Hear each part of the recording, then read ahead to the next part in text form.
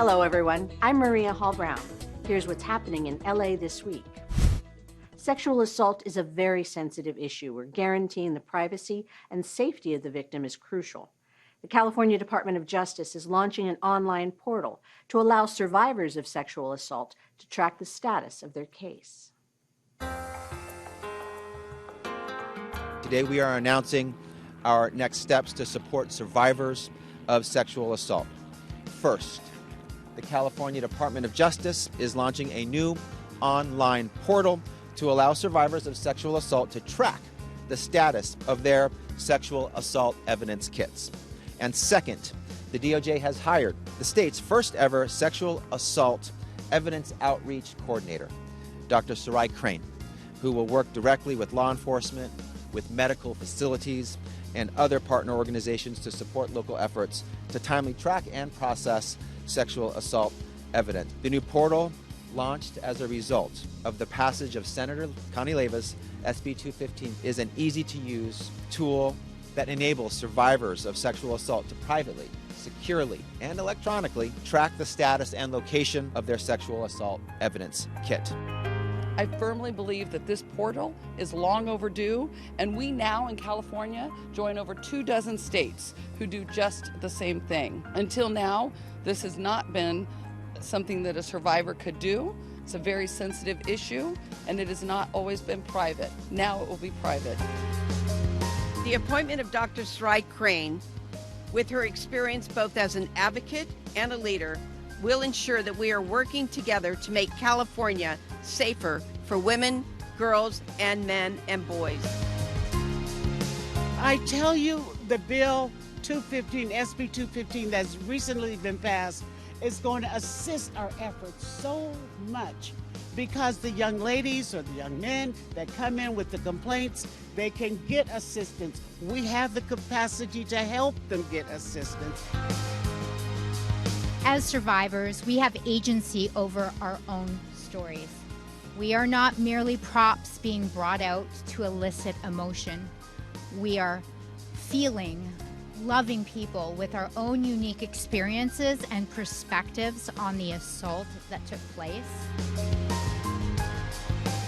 There is no place for sexual assault in California or anywhere. Sexual assault is an abhorrent and reprehensible crime. It demands real consequences, and most importantly, victims and survivors deserve justice.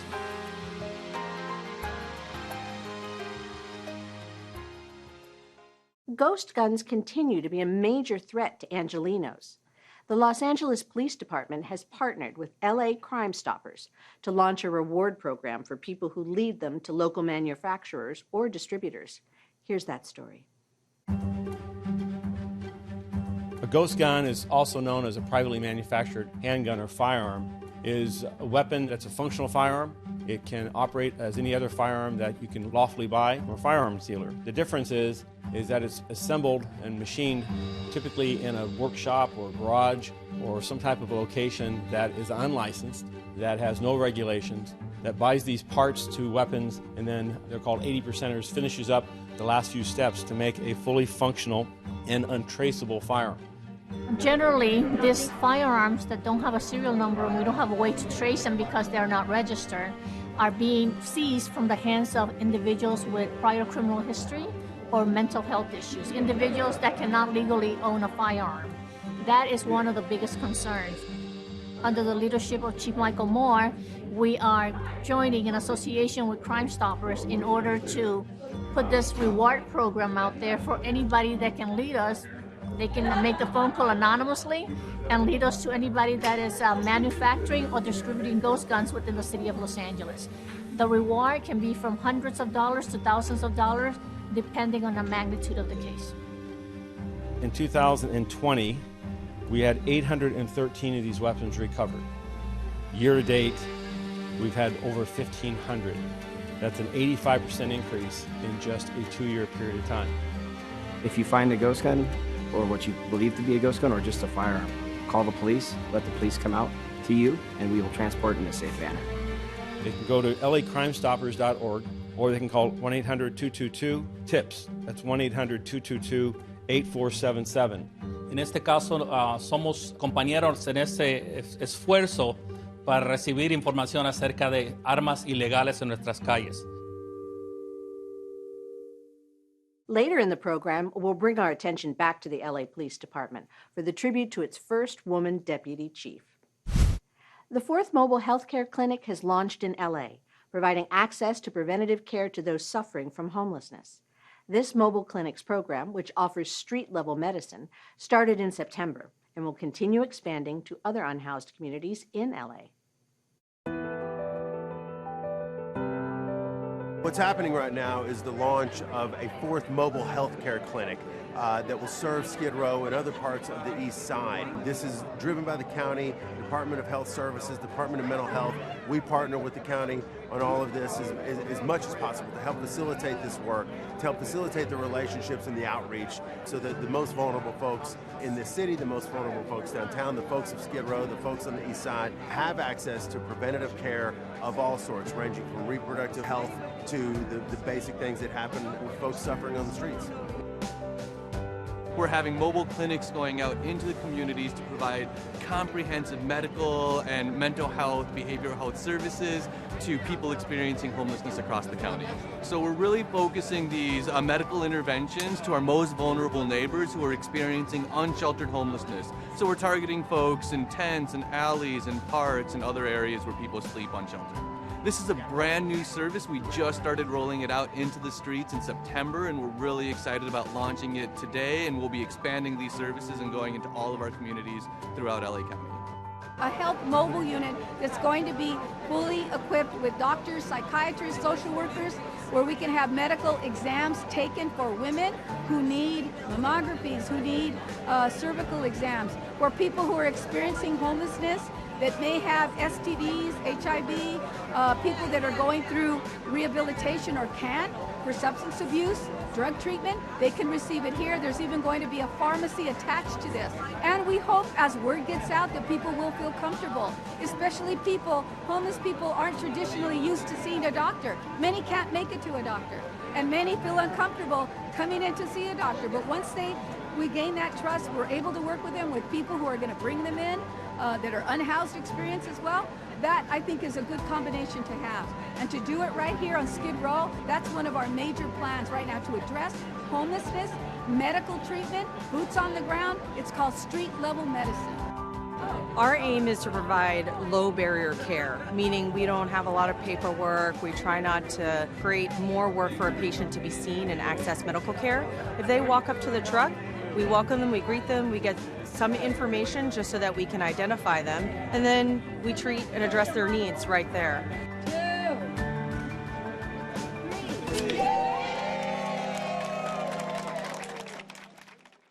City officials celebrated the ribbon cutting of Council District 13's HiFi Collective, a new housing project that will offer 64 units to homeless people.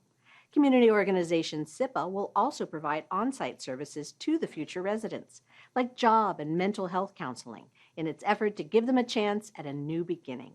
Check it out. Everyone look at this way for me, please. Look up top. So we're opening up a Link and SEPA project here.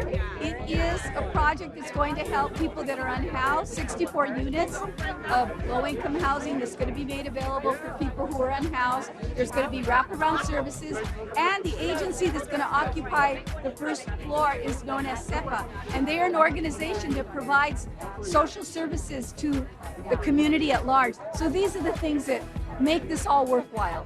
The HiFi Collective is being managed by SIPA, Search to Involve Filipino Americans. They're a great partner of the 13th District, doing great work in a historic Filipino town, and the services that they're providing on site to these formerly homeless individuals include mental health counseling, job counseling, and on the ground floor, in fact, there will be a community center that will open in spring of 2023 that'll include a small business incubator to help historic Filipino town's economy flourish and create jobs in this neighborhood. In the State Assembly, we have passed a historic $12 billion budget to be able to create more housing across the state of California, but specifically to get people off the streets right here in LA County, which has the most need across the state of California. In fact, the most recent numbers on the homeless count, which was reported by LAHSA, indicate that well over 64,000 people experience homelessness in LA County alone. 24,000 of those identify as Latino. It is a 24% increase since the last homeless count in 2020. With the rise of unhoused residents, we have to do everything we possibly can to ensure that the state, the county, and the city are working in partnership to bring those resources right back here at home. The city remembers former Councilmember Roz Wyman. The Port of LA provides an upgraded 24/7 live stream of its activity. And LA Animal Services launches a citywide cat program to help strays. All these stories up next on City Beat.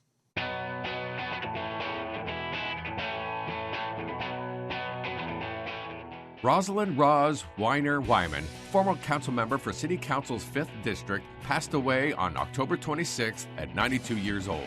With a degree in public administration from USC, the 22-year-old Wyman became the youngest person to be elected to City Council in 1953. I ran as not so much as a nonpartisan, but also a Democrat, and we planned an incredible campaign. It was one of the great campaigns. Wyman was best known for her role in bringing the Dodgers to LA from Brooklyn in 1957 and also helped bring the Lakers from Minnesota. Wyman served on City Council from 1953 to 1965 and went on to become the chair of the 1984 Democratic National Convention.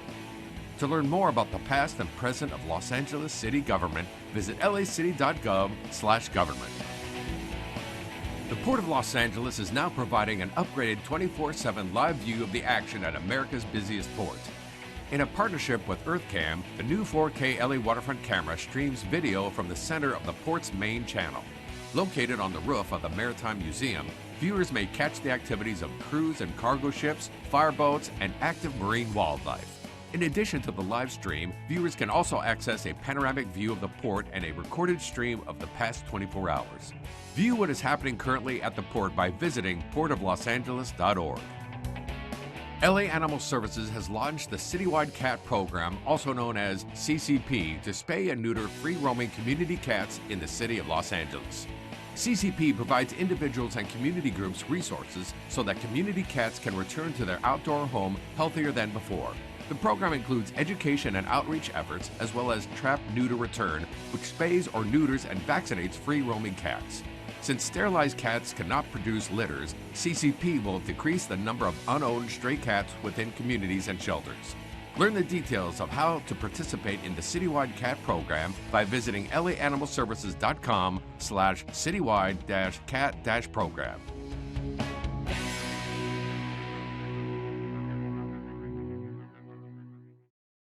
Coming out of the pandemic, how is Los Angeles moving forward to help with operations and services to citizens? The City of LA's Smart City Showcase was a chance for departments, vendors, and city partners to take a closer look at the technology and data that will future-proof the city. Today we have departments as well as many of our telecommunications vendors and partners with the city showcasing how we're using technology and data to improve city services. Our focus this year is on how we future-proof the city. So as we think of coming out of the pandemic, many services have been digitized. So how do we capture that as well as continue to move forward to help with city operations as well as services we deliver to residents? So we do have a website, lamayor.org/smartcity. You can definitely look on that website. So there are tons of resources out there for everyone. This is the way we need to go. We need to move the city forward in a smart, connected, digitized, effective way. And part of doing that is also capitalizing on the crisis that we've had with COVID, where we were forced to do things differently in many respects. And how do we make sure that we take the best of that and build on it? We don't go back to the old normal. We create a new normal that that's more digital, more connected, and smarter.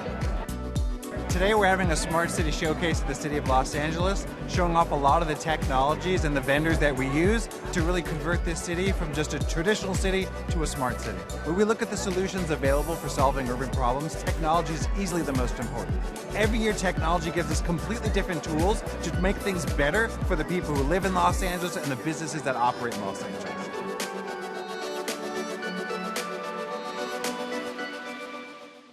There is no better gift than good representation.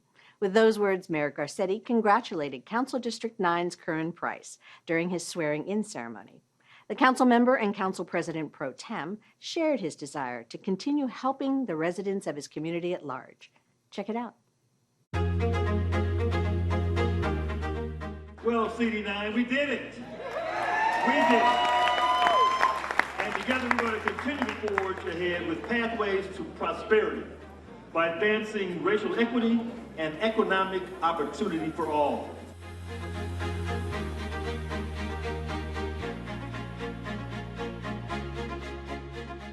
I've been so proud to stand alongside him during this time in City Hall, when he's helped raise wages for working people, pioneered a basic income, to cut our addiction to poverty, to build big and great things, from a space shuttle that will rise up here to a museum that we'll talk about when we imagine going into space with the Lucas Museum.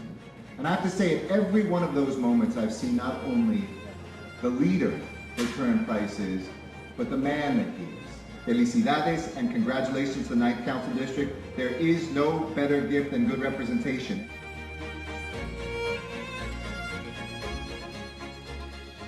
He is someone, for me, that embodies everything we need in this moment. Someone who has clearly recognized that it is not merely the demographics of a district, but it's recognizing the value of each and every person he has agreed to serve.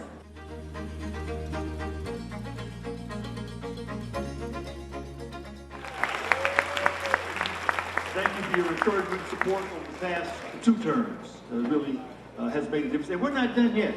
We still have a lot of work to do.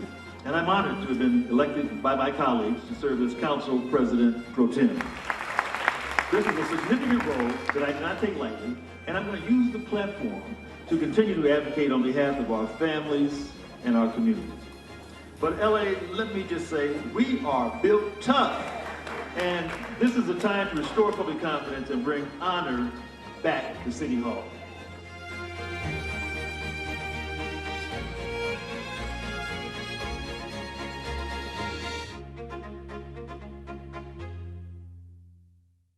Want to keep up to date on policies and events in Council District 9?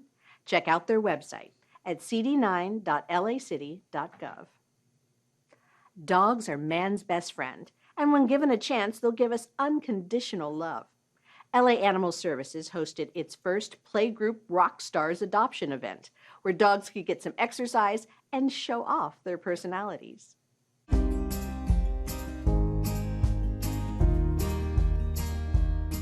It started really because we put out a need to be able to have a lot of the animals in our shelters get enrichment, especially dogs.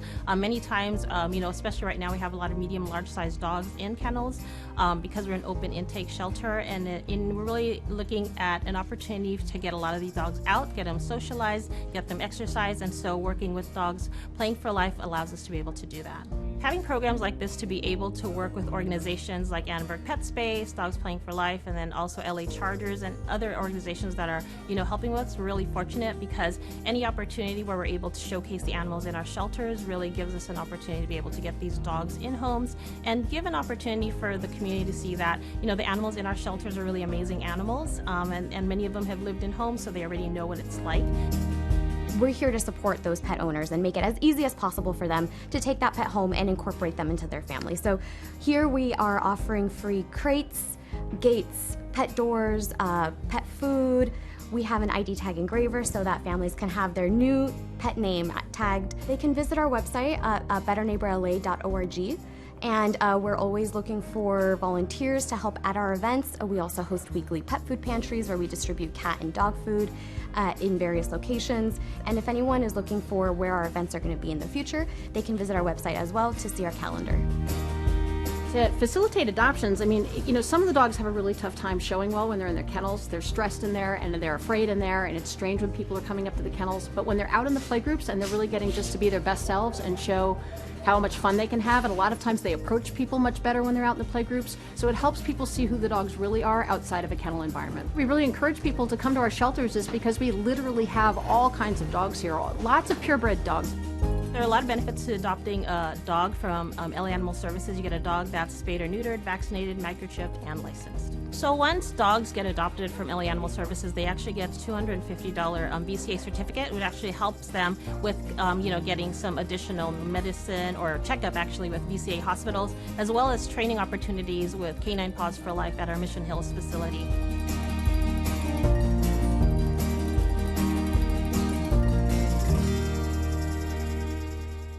The LA Police Department recently honored the first woman deputy chief, Margaret Peggy York, by renaming the Northeast Area Police Station after her. A true trailblazer, as defined by her mentee, Chief Michael Moore, Peggy paved the road for the female officers who came after her and those who protect and serve our city. Check it out.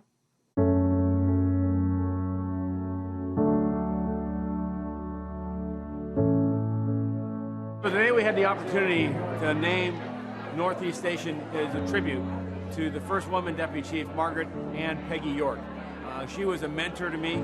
She was someone who gave me guidance and counsel. I learned so much from her as a young captain and later on through the ranks of this department.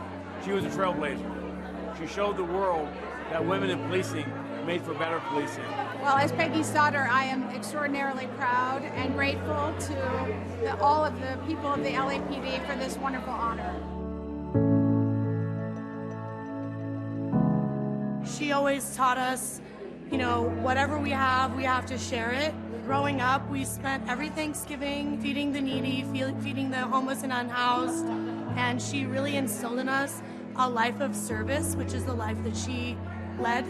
You know, Peggy York was an amazing woman. I met her when I first became a city council member over 20 years ago. She was a leader, she led with love, with her heart, but was an amazing police officer, a trailblazer who inspired Cagney and Lacey, the television series, somebody who connected young officers and made sure that they could become great future leaders in the department. And we just feel her absence, but know now, not only did she do great work, not only do we remember it, but this station now will be named after the first deputy chief who was a woman in the history of LAPD, inspiring us to new heights and to go even further. We'll always be proud of the contribution that she made to the LAPD and really to the city of Los Angeles.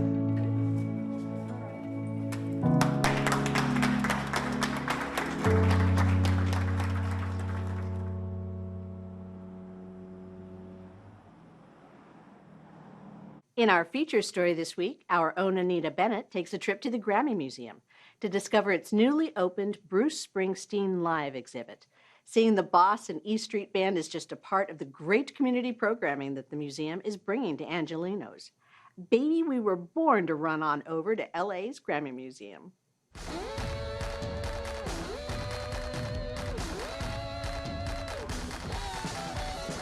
The Grammy Museum here in downtown Los Angeles offers visitors a look at the history and the winners of the Grammy Awards. Now it's getting even busier thanks to Bruce Springsteen and the E Street Band. Eileen, tell us a little bit about this exhibit. Sure. So Bob Santelli, who was the founding executive director here at the Grammy Museum, came up with the concept of actually creating an exhibit based on a live concert experience.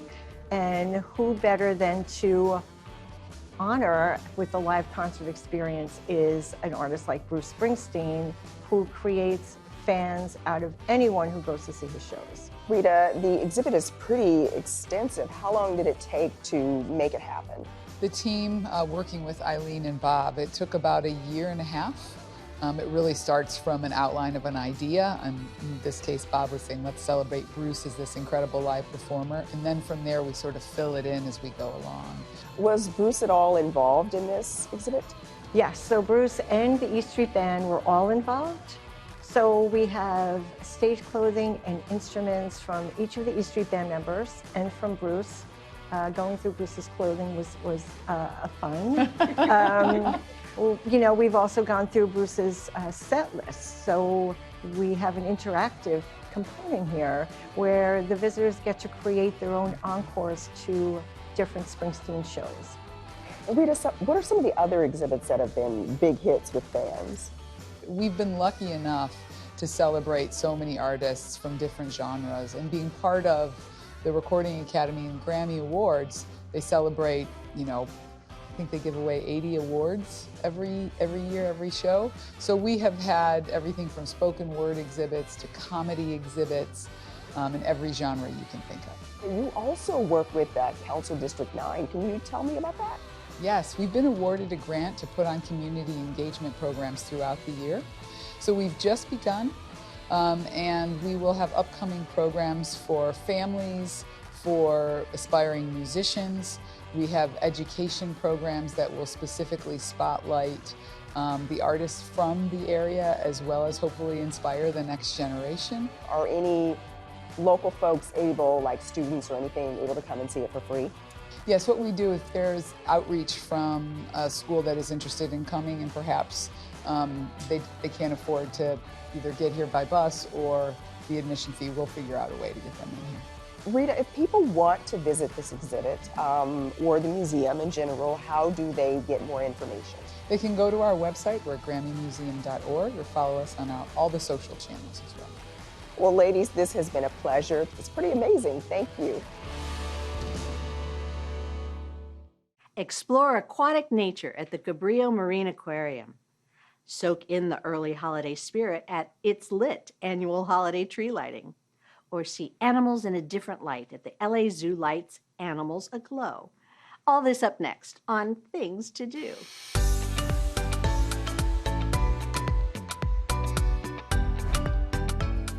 Looking for a fun way to explore nature with your family? If so, Cabrillo Marine Aquarium invites you to their Salt Marsh Open House. Get an up-close view of animals that live where freshwater meets saltwater at Salinas de San Pedro. Staff and volunteers are there to teach you about the plants and animals natural to the marsh using binoculars, microscopes, and magnifying glasses. See birds like the great blue heron and other animals that are drawn to the natural plants growing in the wetlands. The Salt Marsh Open House is free to the public, open to all ages, and will take place at the Cabrillo Marine Aquarium Saturday, November 19th at 2:15 p.m. For more information, visit CabrilloMarineAquarium.org.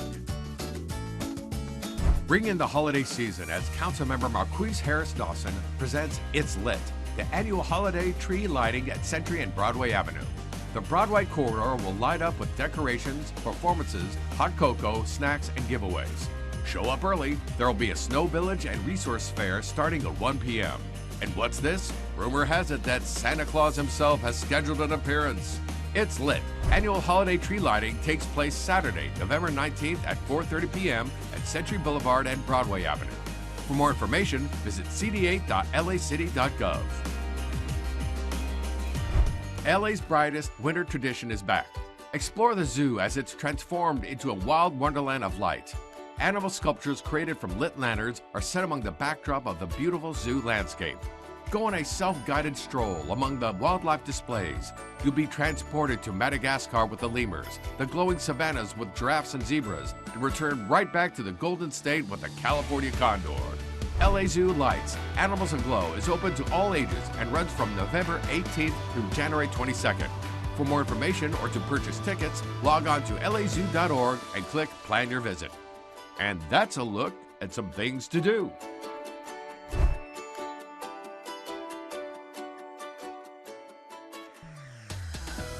That's it for this edition. I'm Maria Hall Brown. From all of us here at LA This Week, thank you so much for joining us. A reminder that you can catch us online at lacityview.org. We're also on Facebook, Twitter, and YouTube. See you next time for more LA This Week.